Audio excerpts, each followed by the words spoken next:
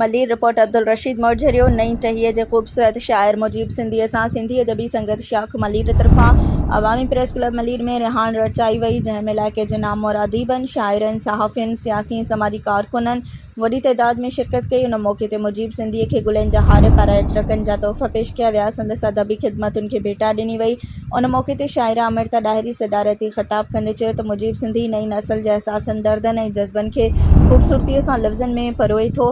संदसि शाइरी नवनि रस्तनि जी तलाश, हुबल वतनी ऐं इंसानी जज़्बनि जो आईनो आहे। ख़ासि महिमान सिंधी अदबी संगत जे मरकज़ी राब्ता सेक्रेटरी राशिद लखमीर चयो त अहिड़नि अदबी प्रोग्रामनि ज़रिए नई टहीअ जी तख़लीक़ी सलाहियतुनि खे साराहण सां गॾोगॾु सिंधी ॿोली ऐं अदब जे वाधारे लाइ बि हमवार रस्तो पैदा थिए थो। हुन चयो त शाइरी रुॻो लफ़्ज़नि जो कमाल न आहे, पर दिलि जो दिलि सां राब्तो बि आहे। मुजीब सिंधी एतिरो प्यारो आहे जो आउं खेसि महबूब सिंधी करे कोठींदो आहियां।